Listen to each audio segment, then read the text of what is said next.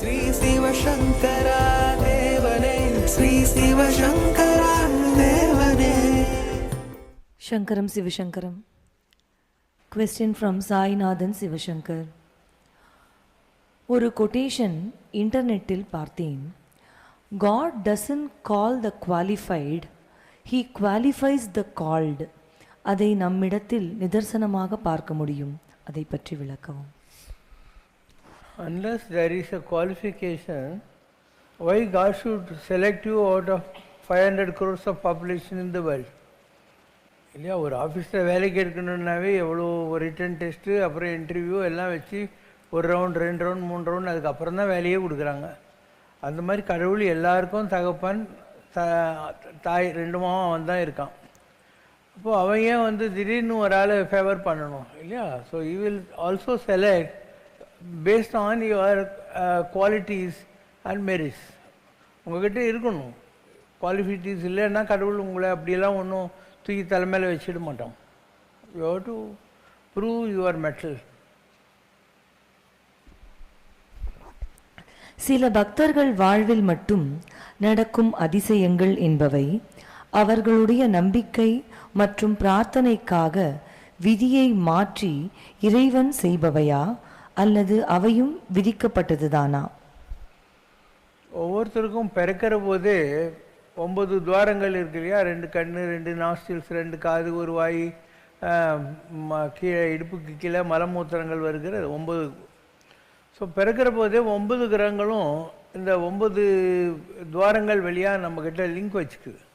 எப்படி நீங்கள் ஒரு செல்ஃபோன் வாங்கின உடனே அந்த cellphone is connected to the tower இல்லையா? பிஎஸ்என்எல் ஏதோ ஒன்று வோடஃபோனோ அது இது அந்த மாதிரி 9 துவாரங்கள் வழியாக நம்ம கனெக்ட் ஆகிடுறோம். அப்போ பிறக்கிற போதே 9 கிரகங்களுடைய ஆளுமைக்கு ஏற்ற மாதிரி தான் நம்முடைய வாழ்க்கை நடத்தப்படுகிறது. அதாவது உங்கள் ஜாதகத்தில் சொல்லுவாங்க, பிறந்த நேரத்தில் சூரிய தசையில் இருப்பு அப்படின்வாங்க. இப்போ சூரிய தசையில் உனக்கு 2 வருஷம் 4 மாதம் ஏதோ எழுதுகிறாங்கன்னு வையேன். ஸோ பிறக்கிற போதிலேருந்து அந்த 2 வருஷம் 4 மாதம் அது. அதுக்கப்புறம் அப்படியே சந்திரன், செவ்வாய் இந்த மாதிரி ஒவ்வொரு கிரகம் வர்றபோது எவ்வளோங்கிற மாதிரி உன்னுடைய வாழ்க்கையில் வரும். பொதுவாக எல்லாருக்கும் 7வது தசைன்றது மாரக தசைன்னு சொல்லுவாங்க. பிறந்த போது இருக்கக்கூடிய பிளானட்டை சேர்த்துக்கிட்டு 7வது பிளானட் வர்றபோது அநேகமாக எல்லோரும் இறந்துடுவாங்க அப்படின்றது ஒரு கணக்கு. உலகத்தில் எல்லாமே கிரகங்களுடைய ஆளுமைப்படி தான் நடக்குது. அதில் யாருக்கும் சந்தேகம் தேவையில்லை. அந்த கிரகங்கள் நீங்கள் பிறக்கிற போது உங்கள் கூட இன்டர் கனெக்ட் பண்ணிக்குது இல்லையா? அது உங்களுடைய போன பிறவிகளுடைய பாவ புண்ணியங்களை வைத்துக்கொண்டு. இப்போ நீங்கள் கேது தசையில் பிறந்தீங்கன்னா குழந்தைக்கு லிவர் ப்ராப்ளம் வரும், மாந்துவான்னு சொல்லுவாங்க, கண்ணு தெரியாது, இந்த மாதிரிலாம் ப்ராப்ளம் வரும். ஒரு 7 வருஷத்துக்கு அந்த குழந்தை எவ்வாறு வியாதியாக கிடக்கும். உனக்கு அந்த மாதிரி கர்மா இல்லைன்னா நீ பித்ருலோகத்தில் இருப்ப. பித்ருலோகத்தில் அந்த 7 வருஷம் கடிச்சிட்டு கண்டினியூஸாக வரபோது சுக்கிர தசையில் பான்வி சில்வர் ஸ்பூன்னு ஒரு நல்ல வசதியான வீட்டில் பிறந்து ஜாலியாக இருப்பேன். இந்த மாதிரி ஈவன் பிறவிகள் கூட கண்டினியூஸ்னாலும் கூட உன்னுடைய பேக்கேஜுக்கு ஏற்ற மாதிரி நீ பிறக்கிறது முன்ன பின்ன ஆகும். அது வரைக்கும் நீ எங்கே இருப்ப? எத்திரியல் வேல்டுன்றாங்களே பித்ருலோகத்தில், அங்கே இருப்பேன். அந்த டைம் முடிகிற வரைக்கும் அங்கே இருப்பேன். அது உனக்கு வேஸ்ட் ஆகாது. ஏன்னா அங்கே உனக்கு ஐடியாலாம் கொடுப்பாங்க. நீ போன பிறவியில் இந்த தப்பெல்லாம் பண்ணியிருக்க, அதனால் நீ இப்போ அடுத்த பிறவி எடுக்க போகிற போது ஜாக்கிரதையாக இருக்கணும். அந்த மாதிரி ஓரியன்டேஷன் கிளாஸஸ் எல்லாம் இருக்குதாங்க. எல்லாம் முடிஞ்சப்புறம் லாஸ்ட்டில் எல்டர்ஸ்னு ஒரு 12 பேர் இருப்பாங்க ஒரு டேபிளில். ஸோ ஒரு ஆத்மா பூமிக்கு வர்ற போது அந்த எல்டர்ஸ் டேபிள் கிட்ட போகும். அவங்க ஃபைனல் அட்வைஸ் எல்லாம் கொடுப்பாங்க. அப்புறம் தான் நீ பூமியிலேயே பிறக்க போகிற. அதனால் enough preparedness is given, preparations are done for a soul to descend down to the mother's home on this earth. அதனால் எல்லாமே பிளான்டு தான், இல்லாதது எதுவும் வந்துடாது. உங்கள் லைஃப்ன்றது உங்களுடைய cause effect theory. For every action there is an equal and opposite reaction என்கிற, எனர்ஜி இஸ் கான்ஸ்டன்ட்டுங்கிற அந்த பாவனையில் அந்த பரிசீலனையில் தான் அமைகிறது. யாருக்கும் கடவுள் ஒன்றும் தூக்கி கொடுத்துட மாட்டான். நீ என்ன சொத்து சேர்த்துருக்கோ அது ஒன்று கிடைக்கும், இல்லாதது கொடுக்க மாட்டான். யாராக இருந்தாலும் கொடுக்க மாட்டான். அவனுக்கு எல்லோரும் ஒன்று தான். அவன் ஏன் ஒருத்தனுக்கு கொடுத்துட்டு ஒருத்தனுக்கு கொடுக்காமல் இருக்கணும்?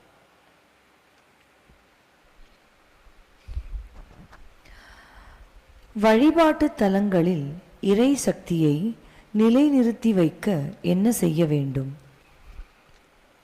ஒன்று, அந்த கோயிலில் நித்தியம் பூஜை புனஸ்காரங்கள் கரெக்டாக இருக்கணும்.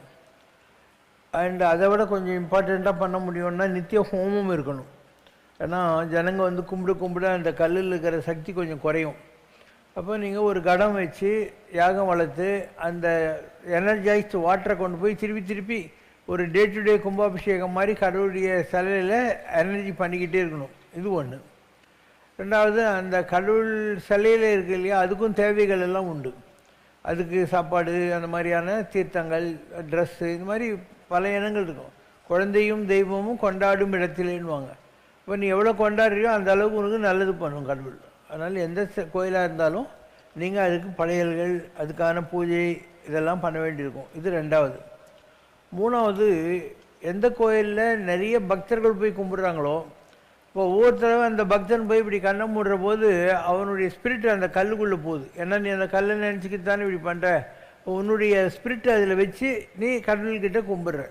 அதனால் நிறைய பக்தர்கள் போகிற எந்த கோயிலாக இருந்தாலும் அவங்க கும்பிட அந்த கல்லில் சக்தி ஏறிக்கிட்டே வரும். ஏன்னா இட்ஸ் அன் ஆர்கானிக், ஒரு உயிர் துடிப்புள்ள ஒரு ஆற்றல். நீ அந்த கல்லுக்குள்ளே ஒரு ஃப்ராக்ஷன் ஆஃப் த மினிட்டாவது அவாகனம் பண்ணி தான் நீ அந்த கடவுள்கிட்டேருந்து வேண்டுதல்களை வைக்கிறாய்.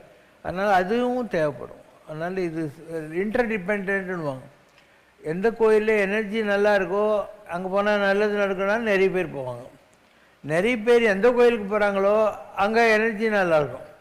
ஸோ நீங்கள் வந்து அந்த கோயிலை மெயின்டைன் பண்ணுறது, அந்த கோயிலில் இருக்கக்கூடிய அந்த ஆத்மா எது உட்காந்துருக்கோ அந்த கல், அதனுடைய பூர்வ தவம், இதெல்லாம் வச்சு தான் ஒரு கோயில் விருதிக்கு வர்றது, விருதிக்கு வராமல் இருக்காது. நிறைய கோயில் கட்டடம் இருக்கும், ஆனால் அங்கே ஒன்றும் சரக்கு இருக்காது. சும்மா பொம்மை மாதிரி கட்டடம் கட்டி வைப்பாங்க, அதில் ஒன்றும் சரக்கெல்லாம் இருக்காது. அங்கே பூஜை செய்கிறவங்களுடையது. அதே மாதிரி ஒரு கோயிலில் எவ்வளோக்கு எவ்வளோ ஒரு கடவுளை ப்ளீஸ் இப்போ நான் இருக்கேன்னு, நீங்கள்லாம் தெரிஞ்சோ தெரியாமலோ சைலண்ட்டாக இருக்கீங்க, எல்லாம் டிசிப்ளினாக இருக்கீங்க. இதே நீங்கள் வந்து 4 பேர் அங்கே உட்காந்து கசாமுசான் பண்ணி இங்கே உட்காந்து செல்ஃபோன் பேசியிருந்தா எனக்கே எரிச்சலாக தான் இருக்கும். அப்போது ஒரு ஹியூமன் லெவலில் இருக்கிற எனக்கே இதெல்லாம் இரிட்டேட் ஆகும்னா, ஒரு கோயிலில் இருக்கிற சாமிக்கிட்ட போய் நீ வந்து சாமிக்கிட்டே நின்று இல்லை நான் இருக்கேன் கோயிலில் வந்துடுறேன் அறையலாம் போல. அதனால் discipline is also very important.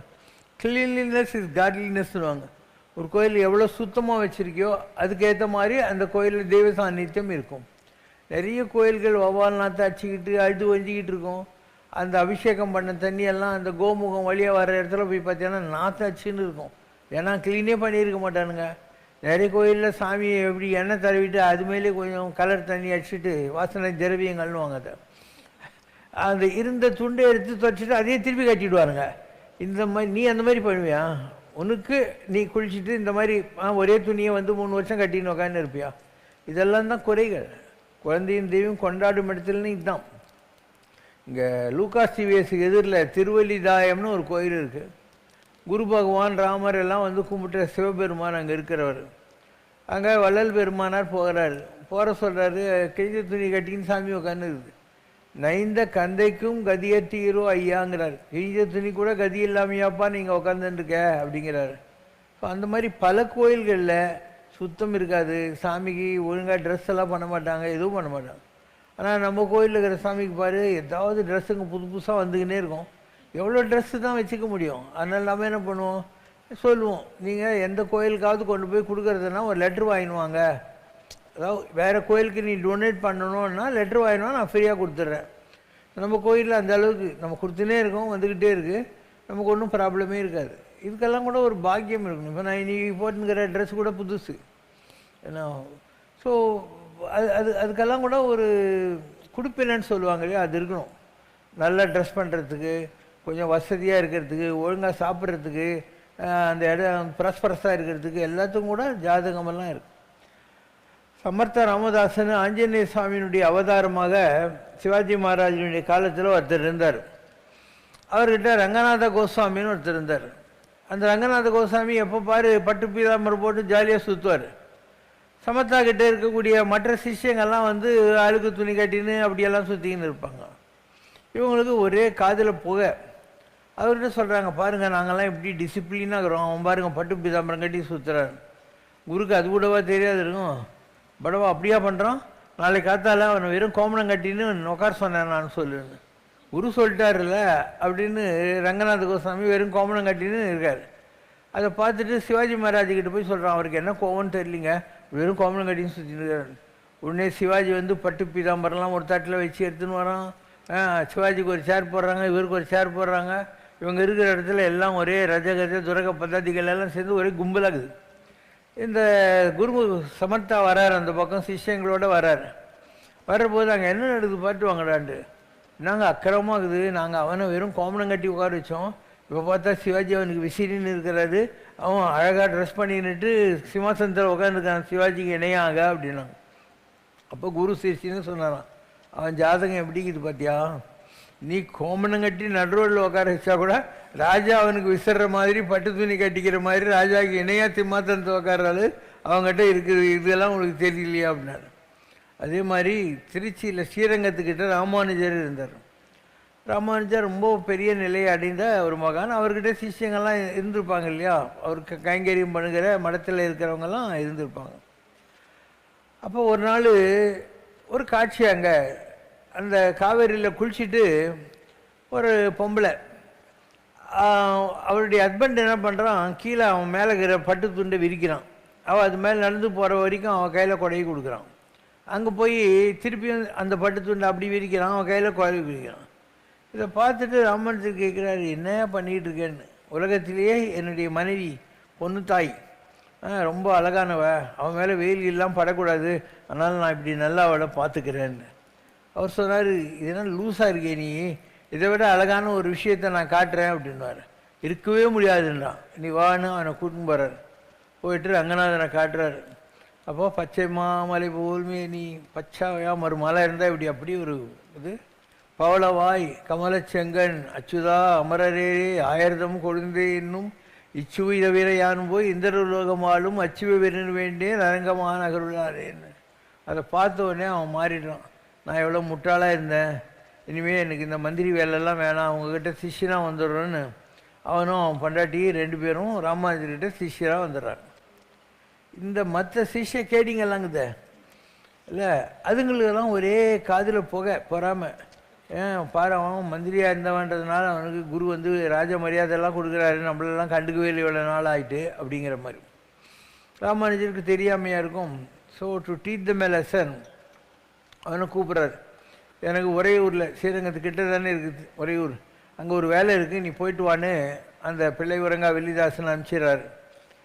அதுக்கப்புறம் 2 பேரும் கூப்பிட்றாரு. இன்றைக்கி அவனை வெளியூருக்கு அனுப்பிச்சிட்டேன், அவன் பொண்டாட்டி தனியாக இருப்பான், நீங்கள் 2 பேரும் போய் அவள் தூங்குற போது அவள் காதில் இருக்கிற வைர கம்மலை திருடிட்டு வந்துருங்கன்னு. இவங்களுக்கு ஏற்கனவே குரு மேலே ரொம்ப மரியாதை. சரி அப்படின்னு இவங்க நைட்டு போகிறாங்க. அந்த மாதிரி படுத்துக்குன்னு இருக்குது. இந்த பக்கங்கிற வைர கம்மலோ இது பண்ணுறாங்க. அவள் பார்த்தா நாமம் போட்ட மூஞ்சி 2 நிற்கிது. யாரோ வைஷ்ணவ பக்தர்கள், இவங்களுக்கு என்ன கஷ்டமோ பாவம் திருட வந்திருக்காங்க அப்படின்ட்டு இந்த காதில் இருக்கிறதும் திருடணும்னு இப்படி திரும்பி படுத்துக்கிறான். அவங்க அவளுக்கு முழிப்பு வந்துச்சுன்னு சொல்லிட்டு ஓடி வந்துடுறாங்க. மறுநாள் காத்தால ராமானுஜர்கிட்ட அவன் வந்துட்டான் ஒரேயூருக்கு போயிட்டு, இனிமேல் இந்த பொம்பளை கூட நான் குடும்பம் நடத்த மாட்டேங்க அப்படின்னு. என்னப்பா ஆச்சுன்றார். யாரோ வைஷ்ணவ பக்தர்கள், அவங்களுக்கு என்ன கஷ்டமோ அவங்க திருட வந்தபோது இவ திரும்பி படுத்ததுனால தானே அவங்க ஒத்த கம்மலோடு பண்ணாங்க, இல்லைன்னா 2வது கம்மல் எடுத்துன்னு போயிருப்பாங்க இல்லையா அப்படின்னு. இப்போ ராமானுஜர் அவங்களெல்லாம் கூப்பிட்றாரு. கூப்பிட்டுட்டு ஒரு நாள், நீங்கள் இந்த மாதிரிலாம் பண்ணுறீங்களேன்ட்டு நீங்கள் குளிச்சுட்டு போட்ட அந்த அழுக்கு டவல் துணியெல்லாம் இருக்கும்ல, அது எல்லாத்தையும் நான் ஒரு ஆள் அனுப்பிச்சு கீக்க சொன்னேன். நீங்கள் வந்து மண்ணை வாரி அரிச்சு எவனோ பாவி எங்ககிட்ட இருந்து இந்த டவலுக்கே இந்த கதியான்னு சொல்லி காபம் ஓட்டிங்க. அவன் பாரு வைர கம்மலை திருண்டின்னு போகிறவன் நாமம் போட்ட முடிஞ்சா இருந்தால் 2வது கம்மல் கிடைக்கலையேன்ட்டு வந்து பொண்டாட்டியே வேணான்னு சொல்கிறான். உங்கள் 2 பேரில் யார்கிட்ட ரொம்ப பக்தி இருக்குது அப்படின்னு சொன்னான். அந்த மாதிரி பக்தியில் கூட நீ எந்த மாதிரி ஸ்டேட்டஸில் இருக்கங்கிறது முக்கியம் இல்லை, எந்த அளவுக்கு கமிட்டடாக இருக்க, ஆத்மார்த்தமாக எந்த அளவுக்கு நீ கடவுள்கிட்ட இருக்க அப்படிங்கிறது தான் ரொம்ப முக்கியம். நிறைய பேருக்கு இதெல்லாம் தெரியாது. இவங்க கடவுள்கிட்ட போகிற போதே மற்ற டிவோட்டிஸ்கிட்ட தன்னை பெரிய ஆளுன்னு மற்றவங்க நினச்சிக்கணுங்கிற மாதிரி ஒரு பாவனையில் போவாங்க. அப்போ அங்கே பவனில் போகிற போது அவங்க கோயிலில் ஏதாவது ஒரு மாலை இவங்க அதில் போட்டு தொலைச்சிருப்பாங்க. அந்த மாலை கழுவ மாட்டானுங்க, அதை மாட்டிக்கின்னு அப்படியே சுற்றினே வருவாங்க கோயிலை. அது எல்லாரும் வேறு பார்க்குறாங்களேன்னு ஒரு இது இருக்கும், கட்ஸ் இருக்கும். தெய்வங்களை பிரதிஷ்டை செய்வதற்கு வரைமுறைகள் உண்டா? எல்லோரும் அதை செய்யலாமா? ஒரு கற்கோயில்னு இருக்குது. இந்த மாதிரி சிமெண்ட்டு இல்லை கல்லில் கட்டி ஒரு விக்கிரகத்தை கொண்டாந்து அதில் பிரதிஷ்டை பண்ணுற போது அதுக்கு ரூல் இருக்குது. அதுக்கு ஆகம சாஸ்திரங்கள் பேர். அந்த ஆகமங்கள் எல்லாம் கொடுத்ததே சிவபெருமான் தான். அதனால தான் சிவபுராணத்தில் ஆகமம் ஆகி நின்று அன்னிப்பான் தாழ் போற்றி அப்படின்வாங்க. ஸோ வென் யூ இன்ஸ்டால், கடவுள் எல்லா இடத்துலையும் இருக்கான், கடவுள் இல்லாத இடம் இது. பட் அந்த கடவுளை கொண்டு வந்து நீ ஒரு ரெஸ்ட்ரிக்டட் ஏரியாவில் உட்கார வச்சு நீ பிளெஸ்ஸிங் வாங்கிக்கணும்னு நினைக்கிற போது அதுக்குள்ள ரூல்ஸை நீ ஃபாலோ பண்ணணும். அதாவது ஒரு கல்லை வாங்கணும், அதை நீ கொண்டு உடனே அதுக்கு அந்த கடஸ்தாபன்னு பேர். கொஞ்ச நாள் அரிசியில் வைக்கணும், இதுலேயும் வைக்கணும், அதெல்லாம் வந்து பியூரிஃபையிங் ப்ராசஸ்ஸு. அதெல்லாம் ஆன உடனே ஒரு யாகம் வளர்த்து கலாகர்ஷணம்னு பேர். 64 கலைகள் இருக்குது. அந்த 64 மந்திரங்களை சொல்லி தர்ப கட்டி அந்த கோயிலில் இருக்க மூலஸ்தானத்தில் நீ அந்த கல்லை வந்து வச்சு இந்த தர்பையை கொண்டு போய் கனெக்ஷன் கொடுத்து அதுக்கப்புறம் அந்த கலசத்தை எடுத்து மேலே இருக்கிற கும்பத்து வழியாக சிலை மேலே படுற மாதிரி தண்ணியை ஊற்றி அதுக்கு மேலே கீழே வந்து அபிஷேகம் பண்ணி அப்படி தான் பிராண பிரதிஷ்டைன்னு பேர். ஸோ இந்த மாதிரியாக சிஸ்டமேட்டிக்காக அதுக்கான வழிமுறைகள் இருக்கின்றன. ஸோ நீ ஒரு கோயில் அதுக்குள்ளே ஒரு விக்கிரகம் பண்ணுற போது இதெல்லாம் செய்ய தான் வேண்டியிருக்கும். அதுக்கு மேலே நீ படிநிலைக்கு போயிட்டுன்னு வச்சுக்கோ, இதெல்லாம் உனக்கு தேவைப்படாது. அதனால் முதல் நிலை வேணா சரியேன்னு சொல்கிறது. சரியேன்னா சரீரத்தினால் செய்கிற பூஜை அப்படின்னு. அதுக்கு இந்த ரூல்ஸ் எல்லாம் இருக்குது. ஒரு கோயில் அது தேவாரத்துலலாம் வரும் இல்லையா, ஒரு கோயிலுக்கு போகணும், காலையில் பெருக்கணும், அதுக்கப்புறம் தண்ணி தெளித்து கோலம் போடணும், பூ கட்டி பாருங்க.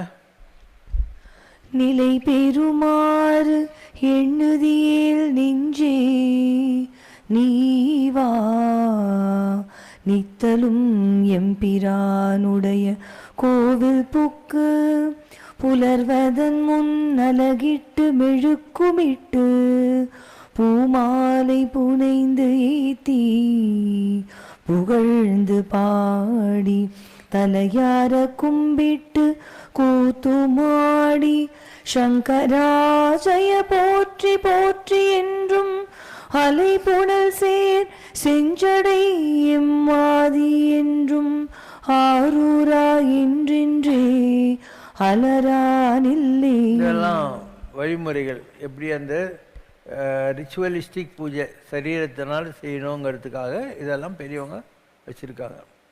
அப்போ ஒரு கோயில்னு வர்றபோது கிளீன்லினஸ் இஸ் காட்லினஸ். கோயிலை சுத்தமாக வச்சுக்கணும், சாமிக்கு நித்திய படிக்க அபிஷேகம், அதுக்கு ட்ரெஸ்ஸு, அதுக்கு சாப்பாடு, இதெல்லாம் செய்யணும். நிறைய கோயில் செய்கிறது இல்லை, நிறைய கோயில் பூட்டியே இருக்கும். தங்களுடைய உரைகளிலிருந்து சில கோவில்களில் உள்ள விக்கிரகங்களுக்கு சித்தர்களால் தான் சக்தி வெளிப்படுகிறது என்று தெரிகிறது. இது எப்படி சாத்தியமாகும்? நம்ம கோயில் இருக்குது, இந்த கோயிலில் பெருமாள் இருக்கார், பூரண பிரம்ம பெருமாள். அதுக்குள்ளே நான் தான் உட்காந்து இருக்கேன். ஸோ ஒரு காலத்தில் நான் 100 உடம்பாலேயும் உள்ளம் பெரும் கோயில்னு சொல்லிட்டு நானே தான் 400 மாலை போட்டு நிற்பேன். எனக்கே தான் கற்பூரம்லாம் ரொம்ப ஹையஸ்ட் லெவல் ஆஃப் ஆன்மீகம் அதுதான். ஆனால் ஜனங்களுக்கு புரியாமல் போச்சு. அதனால் நமக்கு எதுக்கு வம்புன்னு சொல்லிட்டு இந்த காலனி வாங்கி இந்த சிலையை கொண்டாந்து இங்கே வச்சோம். இந்த கோயிலெல்லாம் கட்டி எல்லாம் பண்ண ஆரம்பித்தோம். ஜனங்களுக்கு இந்த பாஷை கொஞ்சம் புரிஞ்சிச்சு. இந்த பல்லக்கு, தேர், விக்கிரகம், அதுக்கு அபிஷேகம், பௌர்ணமி, யாகம், பூஜை, இதெல்லாம் ஜனங்களுக்கு ரொம்ப புரிஞ்சிச்சு. நானும் சரி ரொம்ப நல்லது தானே, ஏதோ ஒரு வகையில் உருப்பிட்டா சரி. அதனால் நான் இந்த கோயில் கட்டும்போது ஒரு கொட்டேஷன் ஃபார்ம் பண்ணேன். இந்த மாதிரி அன்றைக்கு பக்த பிரகலாதனுக்காக கல்லிலிருந்து நரசிம்மர் வெளிப்பட்டார், இன்றைக்கு என் சொல்லிலிருந்து வெளிப்படுகிறார். கல்லில் காண முடிந்தவர்கள் கல்லில் காணுங்கள், என் சொல்லில் காண முடிந்தவர்கள் என் சொல்லில் காணுங்கள், எப்படியாவது கலை தேறினால் சரி அப்படின்னு. அவ்வளோதான். ஜனங்களுக்கு எது பிடிக்குதோ அதுதான். அப்போது ஒரு கல்லில் இருக்கிறது ஸ்டோர்டு எனர்ஜி தான். ஒரு செல்ஃபோனில் பேசினா சார்ஜ் அடிக்கணும், திரும்பி ப்ளக் பண்ணணும். அது மாதிரி எந்த கோயிலாக இருந்தாலும் அந்த கோயிலில் இருக்கக்கூடிய ஸ்டோர்டு எனர்ஜிக்கு லிமிட்டேஷன் இருக்குது. நீங்கள் டெய்லியாக வளர்க்கணும், அபிஷேகம் பண்ணணும், பூஜை பண்ணணும், மந்திரங்களை சேண்ட் பண்ணணும், இதெல்லாம் பண்ணால் தான் அந்த கோயிலில் எனர்ஜி இருந்துகிட்டே இருக்கும். ஆனால் ஒரு ஆர்கானிக் எனர்ஜின்றது ஒரு உயிர் துடிப்புள்ள ஒரு விஷயம். இப்போ நாங்கள் இருக்கோன்னா நாங்கள் நடந்தால் அதுதான் பிரதர்ஷனம், நாங்கள் சாப்பிட்டா அதுதான் கடவுளுக்கு நெய்வேத்தியம். நாங்களும் அந்த மாதிரி மைண்ட் செட்டை வச்சுருக்கோம். அதாவது உள்ளம் பெருங்கோயில் அப்படிங்கிற மாதிரி ஒரு கன்செப்டில் இருக்கிறதுனால வி ஹாவ் ஒரு perennial source of energy inside our organic system. அதனால் இதுக்கும் அதுக்கும் நாங்கள் கனெக்ஷன் வச்சுக்கிறோம், ரெண்டுத்துக்கும் கனெக்ஷன் வச்சுக்கிறோம். இந்த கோயிலில் இருக்குன்னா இதில் எனர்ஜி இருக்குது. மேலே 4 மகான்கள் வச்சுருக்கோமா, உள்ளே வந்து பெருமாள் சிலை இருக்கா, பெருமாள் சிலையில் 5ஆவது தான் நானே உட்காந்துன்னு இருக்கேன்னா. ஸோ 5 மகான்கள் இந்த கோயிலில் இருக்கிற சார்ஜுக்கு காரணமாக இருக்கிறார்கள். இங்கே டெய்லி தான் யாகம் நடக்குது, துர்கா கோயிலில் யாகம் நடக்குது, அங்கே பிள்ளையார் கோயிலில் யாகம் நடக்குது. தனித்தனி டீமு எல்லா பூஜையும் நல்லா பண்ணுறாங்க. ஏதோ ஒரு வகையில் எல்லா கோயில்லையும் நைவேத்தியம் இருந்துக்கிட்டே தான் இருக்குது. ஸோ எதுக்கும் பஞ்சம் இல்லை. ஸோ எந்த இடம் சுத்தமாக இருக்கோ அங்கெல்லாம் கடவுள் இருக்கும். இந்த இடம் சுத்தமாக இருக்குது, இந்த இடத்துல எதுக்கு பஞ்சம் இருக்குது? யாகம் நடக்குது, அபிஷேகம் நடக்குது, சாமிக்கு விதவிதமாக ட்ரெஸ்ஸு பண்ணுறோம், எல்லா விதமான நகை நட்டெல்லாம் பண்ணி பார்த்து சுவாமியை கொண்டாடிக்கின்னு உட்காந்து இருக்கிறோம். பாட்டு பாடுறாங்க, வேதம் சொல்கிறாங்க, பௌர்ணமிக்கெல்லாம் யாகம் நடக்குது. என்ன இல்லை இந்த இடத்துல எல்லாம் தான் நடக்குது. யார்கிட்டையாவது நம்ம பிச்சை எடுக்கிறோமா, நீ துட்டு கொடு, அர்ச்சனை, அபிஷேகம், டிக்கெட்டு, தேர், பல்லக்கு, ஏதாவது வம்பு இருக்கா? எதுவும் கிடையாது. ஸோ எங்கே அந்த மாதிரியான ஒரு நேர்மை இருக்கோ அந்த இடத்துல கடவுள் சந்தோஷமாக இருப்பார். கடவுளை வச்சுக்கிட்டு நீ எதிரில் காசு பிடிக்கணும் உட்காந்துருந்தேன்னா பக்தர்கள்கிட்ட கடவுளுக்கு இரிட்டேஷனாக தான் இருக்கும். அவர் உனக்கு எங்கேருந்து பிளெஸ்ஸிங் பண்ண போகிறார்? அதனால் நம்முடைய வழிமுறைகள் வேறானவை, மக்களுக்கு இதெல்லாம் புரியாது.